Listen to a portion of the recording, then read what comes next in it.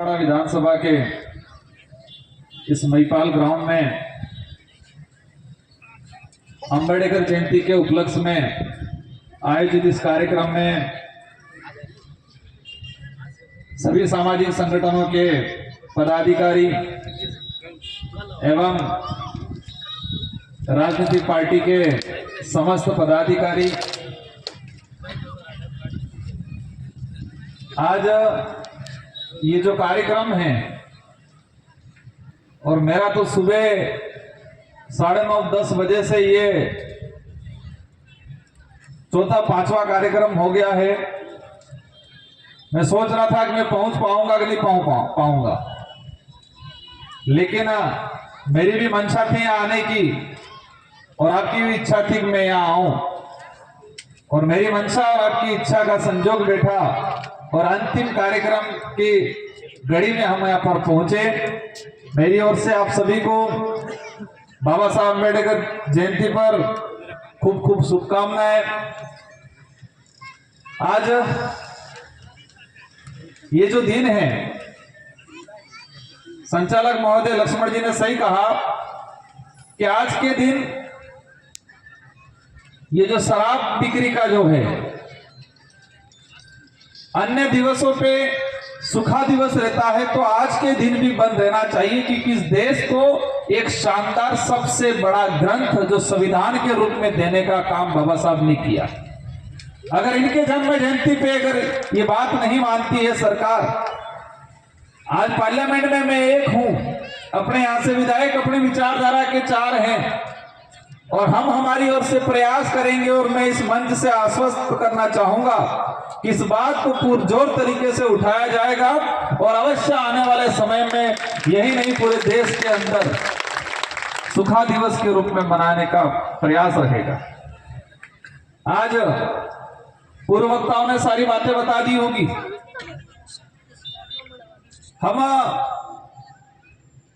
अंबेडकर जयंती आज है, लेकिन किसी भी कार्यक्रम हो, स्कूल का हो, सामाजिक कार्यक्रम हो, कहीं क्रियावर हो, कहीं 10 लोगों के बीच में भी मीटिंग हो, तो अंबेडकर जी और इस देश के संविधान के बारे में जरूर हम लोग बात करते हैं। हमने किसी मंच से 10 मिनट के लिए भाषण भी दिया है, तो अवश्य इस देश के संविधान निर्माता बाबा साहब अंबेडकर और उनको कंधे से कंधा साथ देने वाले जयपाल सिंह मुंडा को जरूर याद करते हैं। बड़ी विडंबना है कि बाबा साहब अम्बेडकर की जीवनियों को राजकीय विद्यालयों के अंदर पढ़ाया नहीं जा रहा है।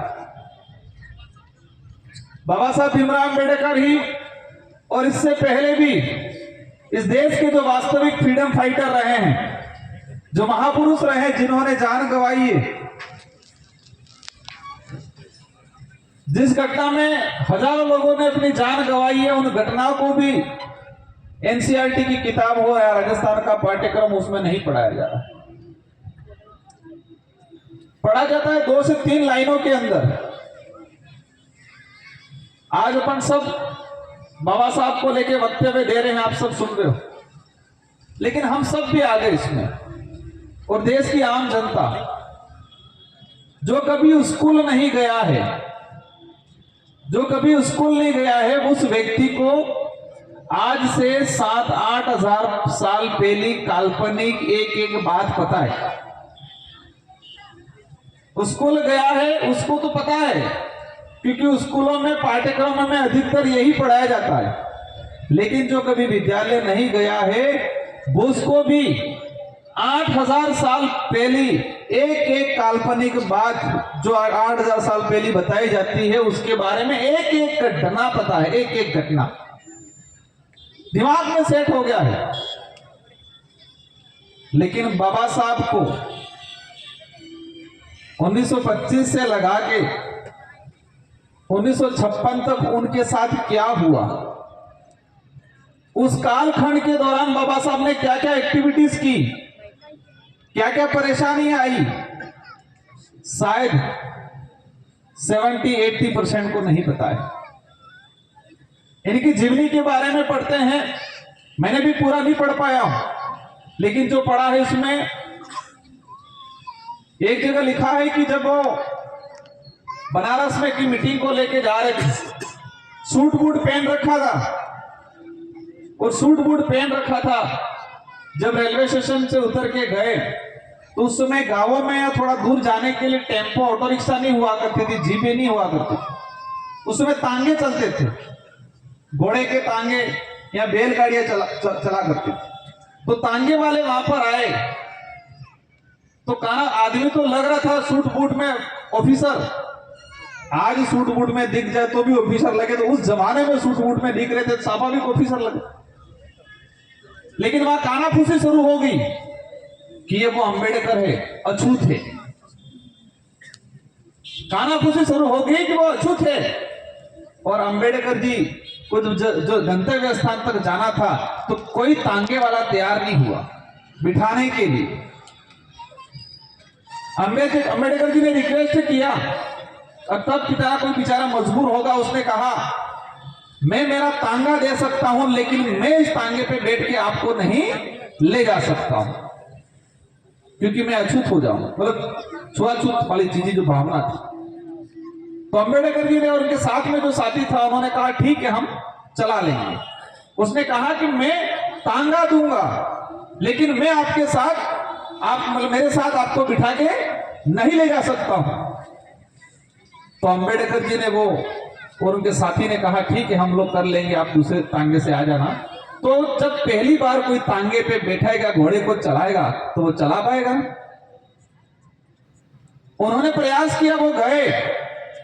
अब मुझे भी नहीं पता पहली बार, हालांकि मैं तो कई बार बैठ गया तो वो कार्यक्रमों में, आपको भी पहली बार बिठा दे और तांगा चलाओ, चला पाएंगे। और तांगा जब घोड़ा जब भागा तो उल्टी सीधी हरकतें करने लगा, क्योंकि वो चलाने वाला अंबेडकर जी उनके साथी जो भी थे वो ट्रेनिंग नहीं थे। तो तांगा किसी नाली में गिरा और घोड़ा भागा तो वो गिर गए, पलटी मार के, तो उनका हाथ फ्रैक्चर हो गया। ये बात इसलिए बता रहा हूं, और ये घटना शायद बताई है उन्होंने 1945 के आसपास की।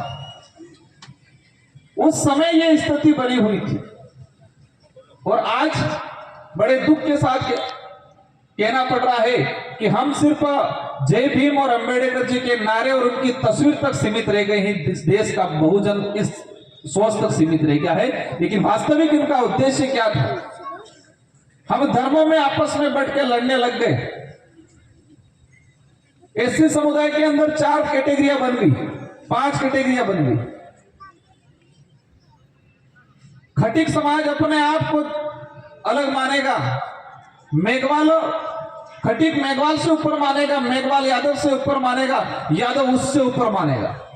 वही चीज आदिवासियों में भी हुआ था। आदिवासियों में भी मेणा ऊपर, फिर भील ऊपर, भील गरासिया धानका से, धानका सहरिया से, और फिर भगत जगत खैर। एक भगत अलग, जगत अलग, गोविंद गुरु के अलग, संत सुरमाल महाराज के अलग। हम जो हजारों सालों से छुआछूत भेदभाव से पीड़ित थे, वो हम खुद आपस में भेदभाव करने लग गए, तो फिर कैसे हमारा भला होगा? ये समस्या इसलिए पैदा हो रही है कि हम जो मूल जानकारी है उस जानकारी से अनभिज्ञ हैं, मूल इतिहास है उस इतिहास से अनभिज्ञ हैं। और इसलिए मैंने दोहराया था, और मैं कई बार कहता हूं कि हमको 7-8 हजार साल पहला पुराना इतिहास, 7 से 8 हजार साल पहले का काल्पनिक इतिहास पढ़ाया जाता है, लेकिन हमको 300-400 साल का वास्तविक इतिहास नहीं पढ़ाया जाता है। आप आईएएस बन जाएगा आपके किताब पढ़ के, एसपी बन जाएगा, कलेक्टर बन जाएगा, थानेदार बन जाएगा, लाट साहब बन जाएगा, लेकिन वो क्या पढ़ के बना है? पाठ्यक्रम एनसीईआरटी की, राजस्थान माध्यमिक शिक्षा बोर्ड की वो किताबें पढ़ के कंपटीशन एग्जाम देके अधिकारी बन गए।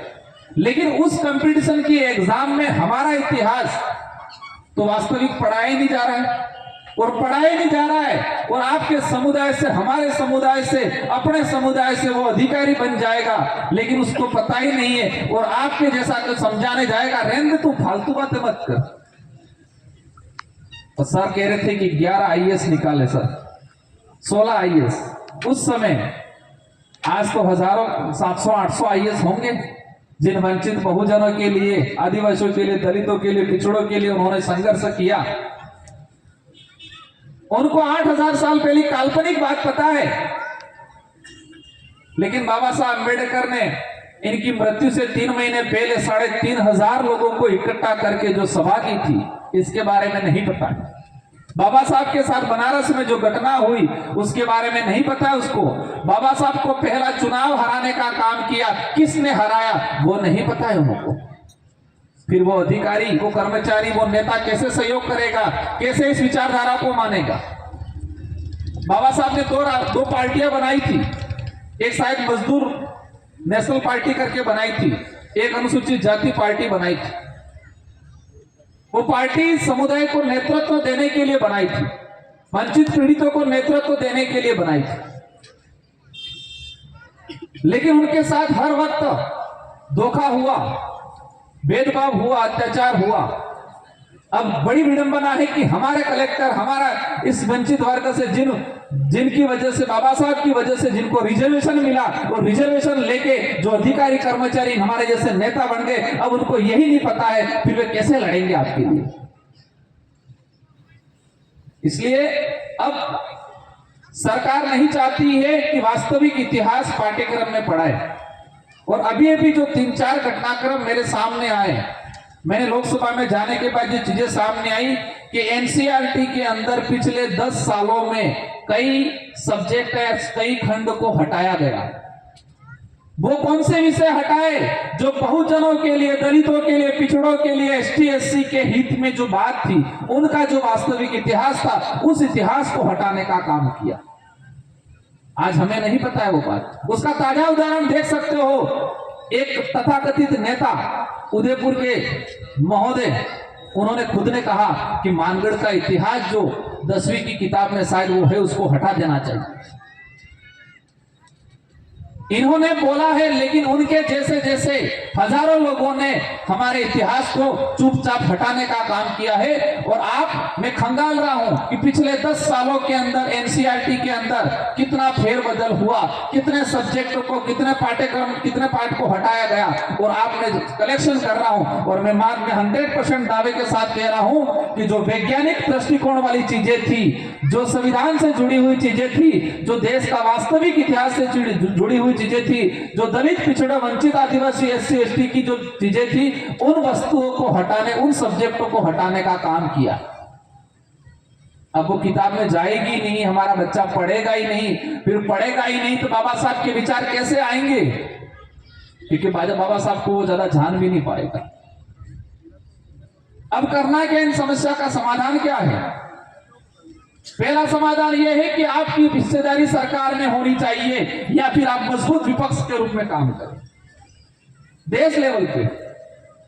पहली समस्या का पहला समाधान यह है कि सरकार किंग मेकिंग की भूमिका निभाने में हमारे लोग होने चाहिए, अच्छे विचारधारा। वो एसटी का होना जरूरी नहीं है, वो एससी का होना भी जरूरी नहीं है, वो एसटी एससी का है, लेकिन वो विचारों से लेस नहीं है तो वो आपके लिए काम का नहीं है।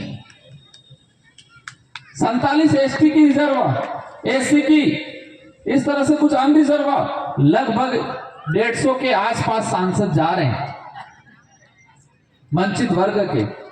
अब उसके अंदर बाबा साहब के विचार नहीं होंगे, वो कैसे लड़ेगा? मैं कहना चाह रहा था, एसटी एससी का सर्टिफिकेट होने से, सिर्फ इसके पास प्रमाण पत्र है, इस समाज में पैदा हो गया है, वही काफी नहीं है। उसके अंदर वो विचार होने चाहिए, और वो विचार उस स्कूल में कम मिलेंगे। हमें सामाजिक आंदोलन की तरह, हमें सामाजिक जनजागरण की तरह, बच्चा जब पैदा होता है, समझदार होता है, उस दिन से, जैसे भवर जी कह रहे थे कि बाकी व्रत ने, बाकी उपवास ने, बाकी प्रार्थना करो नहीं करो, इनकी प्रार्थना, इनके उपवास, इनकी जीवनियों की किताबें होनी चाहिए। बच्चा तो प्रार्थना में बैठे, घर में हमारे अगरबत्ती दिया जला रहे, उस समय हर वक्त 5 मिनट की बाबा साहब को लेके जितने जो महापुरुष है, इनकी जीवनियों को पढ़ाओ। 16 सोमवार नहीं करोगे चल जाएगा, करना मैं कोई ना जबरदस्ती नहीं कर रहा हूं, फिर कल चल जाएगा जोरदार। आप अपना ये ग्रंथ है, एक हम बढ़ाएं कि हमारी महिला, हमारे बच्चे 1 महीने का कोर्स करेंगे घर के अंदर। उस कोर्स में सुबह उठ के स्नान करके अगरबत्ती दिया लगाएंगे और रोज एक आधे घंटा पढ़ेंगे इसके बारे में। आधे घंटा नहीं, 10 मिनट पढ़ेंगे। अगर 1 महीना रेगुलर हो गया तो वही शिक्षा उसके अंदर जाएगी, तो ही अगर वो नौकरी लगेगा, तो ही आपके बीच में आएगा, तो ही आपको मदद करेगा, बाकी मदद नहीं करेगा, उल्टा दूसरी तरफ करेगा। क्या करेगा? और धर्म के झंडे लेके घूमेगा वो अलग, नारे लगाएगा वो अलग। बाबा साहब तो कह रहे थे कि मैं उस धर्म का सम्मान करता हूं जो धर्म स्वतंत्रता समानता की बात करता है, मैं उस धर्म का सम्मान करता हूं, ये बाबा साहब ने बोला था। और इसीलिए 1956 में महाराष्ट्र का इलाका में नाम बोल रहा हूं, नागपुर के आसपास 3.5 लाख लोगों के साथ बौद्ध धर्म अपनाया था। उनको पता था मैं बीमार हो गया हूं, कभी भी मेरी जान जा सकती है। शायद उनकी मृत्यु के 3 महीने पहले ही ये कार्यक्रम कराया, संकेत देके गए थे इस देश के लोगों को, बहुजनों को एक संकेत देके गए थे। आज हम क्या कर रहे हैं? लड़ रहे हैं, जिसका पकड़ना चाहिए झंडा उसका कम पकड़ रहे हैं, जिनका नहीं पकड़ना चाहिए। और कौन पकड़ रहा है ज्यादा? जो पढ़ा लिखा अधिकारी बना है वही पकड़ रहा है, और वही पकड़ रहा है। कौन कर रहा है? क्योंकि उसने किताबें पढ़ी है, पाठ्यक्रम पढ़ा है, काल्पनिक चीजें ज्यादा पढ़ी है। हम किसी भी धर्म हो, भले हिंदू हो, ईसाई हो, सिख हो, मुस्लिम हो, हर धर्म का सम्मान करते हैं, लेकिन कोई धर्म नफरत पैदा करे, कोई धर्म छुआछूत पैदा करे, उसका सम्मान नहीं करते हैं, क्योंकि अंबेडकर साहब खुद के गए। आज बांसवाड़ा में सुबह 52 ट्रक, मतलब ट्रक और कुछ पिकअप थी, 52 गाड़ियों में गो तस्करी हो रही थी। 52 गाड़ियों, कितनी गाड़ियों में? बात रहूंगा, आपने ये शुरुआत की है कुछ आज शादियों की वजह से और आसपास के एसटी भाइयों के पदाधिकारी की भी थोड़ी कमी रही है कि जन जागरण इसके बारे में सही नहीं हो पाया। कोई दिक्कत नहीं, लेकिन ये शुरुआत हुई है, आने वाले हर साल मनाया जाए और पूरा तन मन धन से हमारा सहयोग रहेगा।